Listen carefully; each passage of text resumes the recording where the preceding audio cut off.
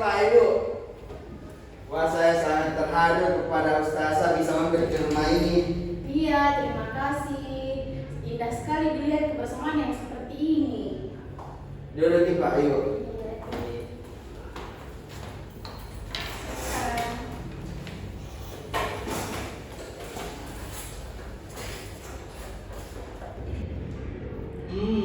Harusnya masakannya Bu Sarah. Iya Pak Haji, soto ayam ini tadi pagi saya beli di pasar. Saya cari memang yang khusus ada label halalnya untuk ibu dan bapak. Kalau yang itu, kalau boleh tahu apa itu Bu Sarah? Oh itu babi panggang, makanan khas keluarga kami, tapi sudah jadi pisah tempatnya. Tapi Pak Haji, lihat ibu dari sendok sayurnya, naratakan di dekat dos babi panggangnya. Dan maaf Bu Sarah, apakah memang ini spons cuci piringnya dibedakan Ji? Bu Aminah, saya sudah berusaha sebaik mungkin. Kalau spons dengan airnya saja sampai dibedakan, kami merasa seperti orang kotor. Tenang dulu Bu Pak Haji. Kami di sini tidak bermaksud menyinggung. Bukankah niat baik itu poin utama? Tenang Pak Lukas, ini bukan soal niat atau soal tahara atau kesucian. Jika ada makanan tidak halal di makanan kami, itu sudah melanggar hukum agama. Tapi toh Pak Haji, kalau dipikir-pikir secara logika, sabun zaman sekarang itu bisa menghilangkan sisa lemak sama bakteri. Toh, Babe, saya di sini berbicara. Apa yang dikatakan Adik Dion itu benar secara sains. Namun, apa yang dikhawatirkan Ibu Aminah itu soal syariat. Dalam Islam ada dua perbedaan antara bersih dan suci. Sesuatu bisa bersih secara fisik, tapi belum tentu suci secara hukum agama jika bersentuhan dengan najis yang tertentu. Jadi kerja keras saya dari tadi jam 3 subuh sia-sia jadi nggak bakalan makan betulan kini sama sekali. tunggu, ada solusi. Bagaimana kalau pesan Miki di depan baru buka itu warung Padang? Aman juga untuk kita semua, karena itu ada sedikit halalnya juga. Terus lengkap juga alat makannya. Bagaimana kalau pesan itu? Pak, pesan Ki. Masya Allah Dion, kamu sangat mengerti kami.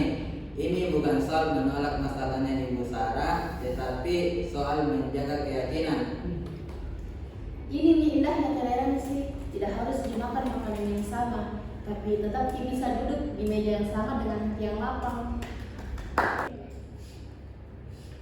Maafkan saya, Bu Aminah, saya tadi terlalu sensitif. Saya juga minta maaf Ibu Sarah karena saya bisa terlalu belak-belakan. Tahun depan kalau Ibu ingin memasak lagi, saya akan datang lebih pagi untuk membantu Ibu memasak pakai halalnya. Tapi saya pakai perabotan dari rumah, apakah Ibu memperbolehkan? Nah, itu ide bagus. Jadi kita benar-benar masa bersama. Keren.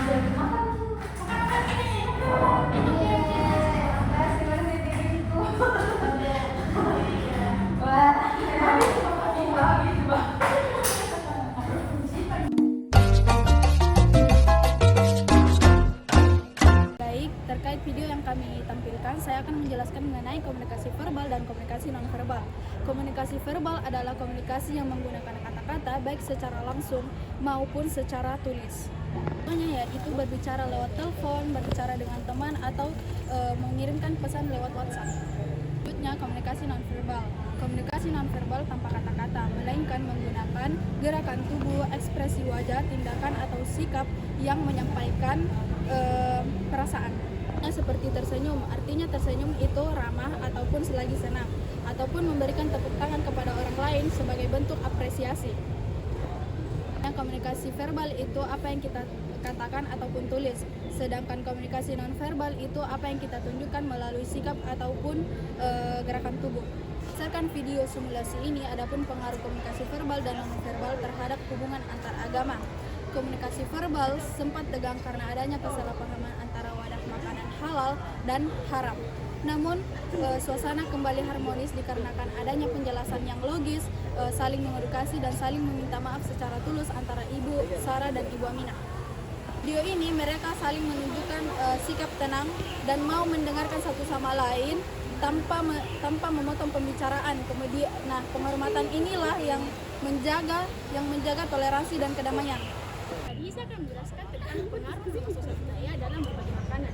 Norma sosial budaya untuk masyarakat kita sangat menjunjung tinggi kebersamaan, gotong royong, tradisi dalam berbagi makanan sebagai simbol kerukunan antar tetangga tanpa memandang latar belakang mereka.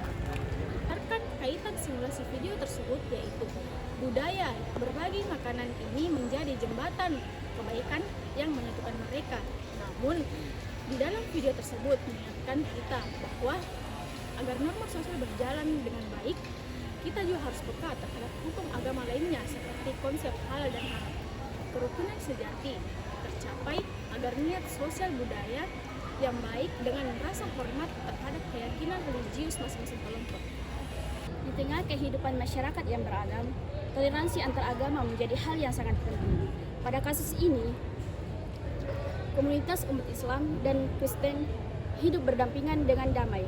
Namun, muncul perdebatan ketika sebagian umat Islam merasa ragu untuk mengonsumsi makanan yang telah disediakan karena adanya aturan halal dalam agama mereka. Situasi ini menimbulkan rasa canggung dan ketegangan antara dua komunikasi. Beberapa hal yang bisa dilakukan untuk mengurangi ketegangan dan meningkatkan pemahaman antara dua komunitas yang ada pada kasus ini. Membangun komunikasi yang terbuka dan saling menghargai. Komunikasi antara dua pihak harus mampu menjelaskan nilai dan aturan agama masing-masing dengan menggunakan bahasa yang sopan tanpa menghakimi, menerapkan empati dan toleransi. Setiap pihak harus mampu memahami sudut pandang dari pihak yang lain. Ketiga, mengurangi prasangka dan stereotip. Ketegangan sering muncul karena adanya asumsi negatif.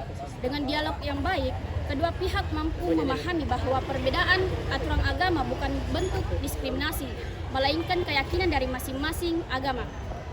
Keempat, menggunakan komunikasi nonverbal yang positif, seperti sikap ramah, senyum, dan nada bicara yang sopan untuk mencegah konflik berkembang. Adapun 3 teori yang kami gunakan dalam kasus ini adalah yang pertama, dialog. Nah, dialog ini adalah proses ketika kedua pihak yang berbeda keyakinan ingin duduk bersama, berbicara dengan jujur, dan mendengarkan satu sama lain tanpa adanya emosional. Nah, keterkaitan video ini dengan dialog adalah mereka saling memahami batasan. Dan adapun pun yang kedua yaitu toleransi. Sikap menghormati batasan agama lain. Pihak non-muslim menghargai aturan kesucian tahara umat Islam. Sementara pihak muslim menghargai niat mereka yang ingin berbagi makanan. Adapun teori ketiga yaitu teori konvergensi, ide yang menghasilkan solusi bersama. Adapun keterkaitan video ini dengan konvergensi, dengan sepakat untuk memesan makanan dari warung Padang yang terjamin halal atau membawa peralatan makan dari rumah agar pihak merasa aman dan nyaman.